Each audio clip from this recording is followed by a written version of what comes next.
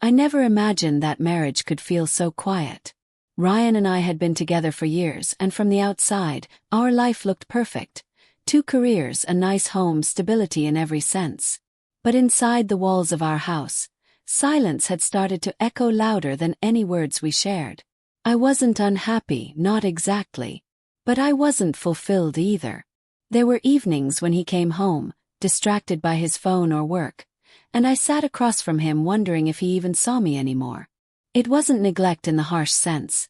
It was neglect in the softest, most invisible way. That's sometimes worse. When Ryan told me that his best friend Ethan would be staying with us for a few days, I smiled politely and said it was fine. I remembered Ethan from before. Tall, sharp-eyed, always with that easy confidence people are drawn to. He was the kind of man who carried charm without effort, the kind of man who could make a room feel smaller just by walking into it. Still, I promised myself I wouldn't notice those things. He was Ryan's friend. And I was Ryan's wife. The first night Ethan arrived, I opened the door to see him standing there with a duffel bag slung over his shoulder, and a grin that felt both familiar and unfamiliar at the same time. "Emily," he said, pulling me into a hug that lingered half a second too long. His cologne hit me before anything else. Warm, woody, a little intoxicating. I brushed it off as my imagination, as the strangeness of welcoming someone new into the house. Dinner that night was filled with laughter between Ethan and Ryan, the kind of easy camaraderie only best friends have. I smiled, nodded, poured the wine, and played my role as the supportive wife. But every so often, Ethan's eyes would flick toward me when Ryan wasn't looking, and I felt my chest tighten in a way I hadn't expected. It wasn't overt, not inappropriate, just small, fleeting acknowledgments that I was there. A glance that lasted longer than necessary. A compliment about the food that felt more personal than polite. Later, when I cleared the dishes, Ethan followed me into the kitchen. He leaned against the counter, arms crossed, casual. "You still cook like you used to," he said, voice low, like it was meant just for me.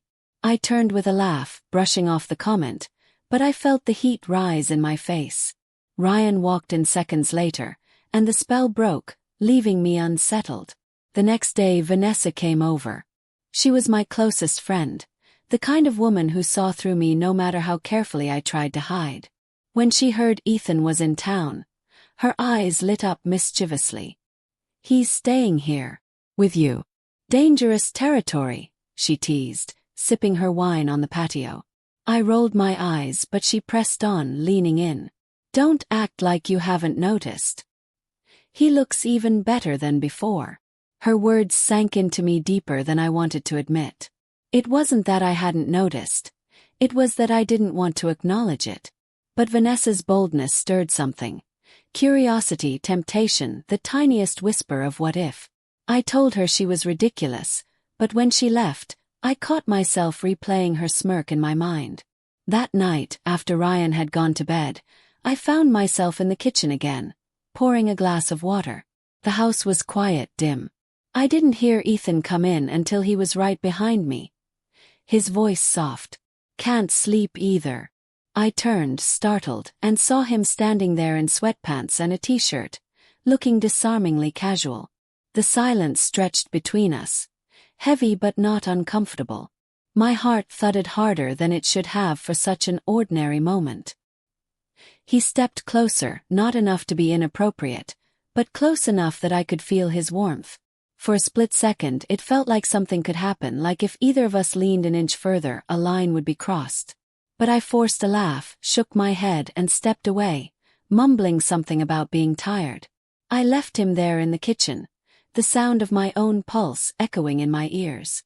Back in bed, lying next to Ryan, I stared at the ceiling in the dark. I told myself I had imagined it, that nothing had happened, that nothing would happen. But the truth was harder to ignore. I felt something. And once that spark exists, it doesn't just disappear. I pulled the covers up to my chin and shut my eyes, but Ethan's face lingered behind my eyelids. I knew this was the start of something dangerous, even if I couldn't yet name it. I thought I was strong enough to push it away. I didn't know then how wrong I was. The days that followed only deepened the tension I tried so hard to deny. Ethan had a way of making his presence felt without ever saying much. A glance across the breakfast table. A brush of his hand when we both reached for the coffee pot. The casual ease of his voice when he asked about my work, my days. Things Ryan hadn't bothered to ask in months. It wasn't obvious enough to be suspicious, but it was enough to unravel me little by little. One afternoon, Ryan suggested a small barbecue in the backyard. He invited a few colleagues, and of course Ethan was there, helping set up the grill. The evening sun dipped low, painting the sky in soft orange, and laughter carried through the air. I sat at the table with a drink in my hand, smiling politely, doing my best to act normal. But under the table, where no one could see, Ethan's knee brushed against mine. It was subtle at first. I shifted slightly, assuming it was an accident. Then it happened again, firmer, deliberate. My breath caught, and for a moment I forgot to laugh at the story Ryan was telling. I didn't move my leg away. Couldn't. That tiny point of contact had me unraveling in ways I wasn't ready to admit. When the evening ended and the guests left, I lingered at the sink, washing dishes while Ryan disappeared into the living room to check emails. Ethan came beside me without a word, drying the plates I passed him. Our hands touched once, then again. The tension between us was thick enough to choke on. I kept my eyes on the soap bubbles, afraid of what I might see if I looked up. Later that week I met Vanessa for drinks. She was sharp as always, reading me like an open book. "You're glowing," she teased, tilting her glass toward me. I denied it, of course, but she wasn't fooled. She leaned closer across the table, her eyes narrowing with playful suspicion. "It's Ethan, isn't it? Don't lie to me." I froze, my lips parting but no words coming out. Vanessa smirked knowingly and sat back, swirling the wine in her glass. "I don't blame you," she said finally. "If I were you, I'd want him too." Her bluntness sent a shiver through me. She wasn't judging, if anything she was egging me on. I tried to laugh it off, to dismiss her, but her words burrowed deep, feeding the dangerous seed already growing inside me. That night I lay awake, thinking about both of them. About Ryan, who had become a shadow of the man I once leaned on. About Ethan, who made me feel seen in ways I hadn't felt in years. And about Vanessa, whose boldness unsettled me as much as it thrilled me. A few days later, Vanessa came over for dinner. Ryan had a late meeting, so it was just the three of us. Vanessa, Ethan, and me. The air was charged, though I couldn't say why.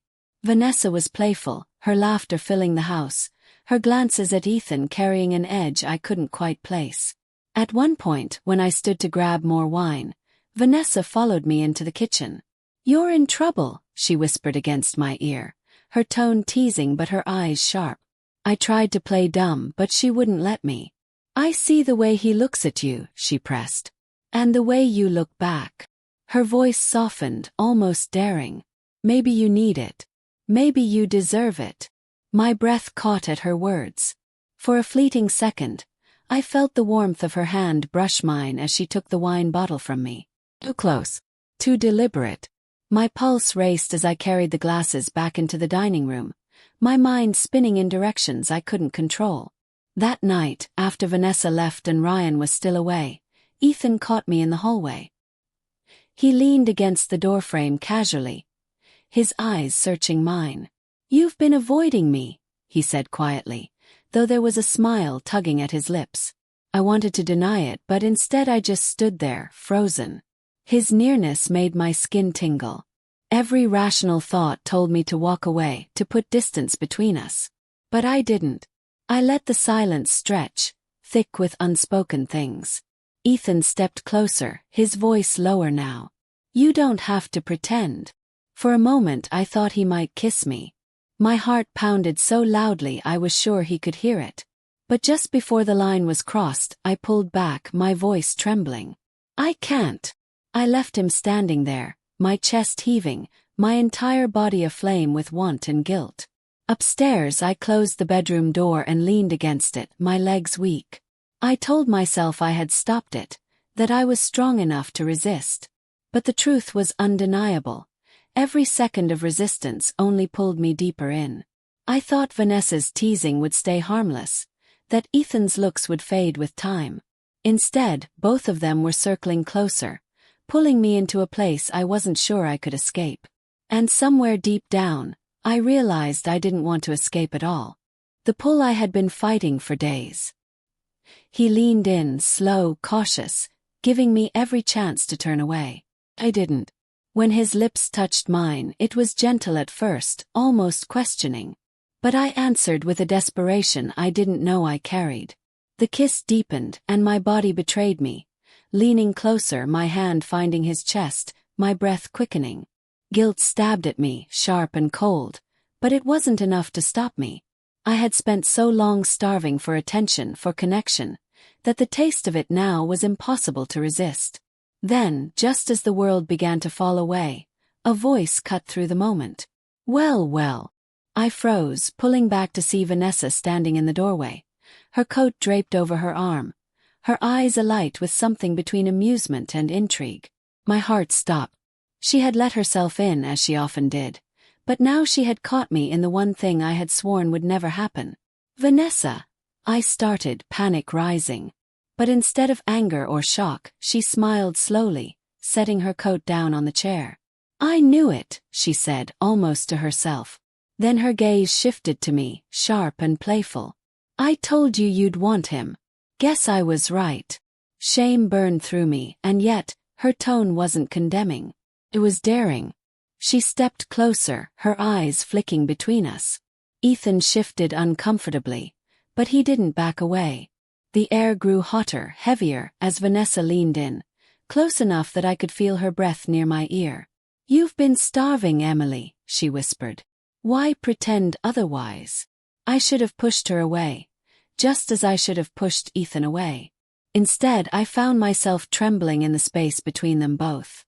My voice caught in my throat, but my body betrayed the truth. I didn't move. I didn't stop her. Her hand brushed mine, soft and deliberate. Ethan's hand was still on my knee, warm and steady. My world tilted, the walls of restraint collapsing all at once. For so long I had convinced myself I was strong enough to resist temptation. But in that moment, with both of them closing in, I wasn't resisting anymore. I was giving in. The kiss Vanessa pressed against my lips was nothing like Ethan's. Hers was bold, teasing, unapologetic. My heart raced as I pulled her closer without thinking, then glanced at Ethan, whose eyes burned with something between desire and disbelief. Instead of stepping back, he leaned in again, his lips finding the curve of my neck as Vanessa claimed my mouth. I thought I'd have to push one of them away. Instead, I pulled both of them closer. Time blurred after that, tangled in hands, lips, the reckless surrender of a hunger I had buried too long. Every sound, every touch felt amplified, like the world had narrowed to just this one forbidden moment. Guilt was there too, gnawing at the edges, but it was powerless against the flood of want crashing through me. When it was over, silence filled the room once more. Heavy, dangerous. My heart pounded as I sat there, breathless, my thoughts a storm of contradictions. Ethan looked at me with quiet intensity. Vanessa smirked knowingly, like she had expected it all along. I couldn't look at either of them for long. I excused myself and slipped away to the bathroom, gripping the sink as I stared at my reflection. My hair was tousled, my lips swollen, my eyes wide with the weight of what I had done. In the mirror, I didn't see the woman I thought I was. I saw someone else, someone who had crossed a line she could never uncross. And yet, buried beneath the guilt, there was something else too. Spark. A thrill I couldn't deny. I whispered to my reflection, barely able to breathe the words aloud. Once you cross a line, you can never go back. When I left the bathroom, the house was quiet again. Ethan was gone to his room. Vanessa had left without a word. And I stood there, alone, knowing my life would never be the same.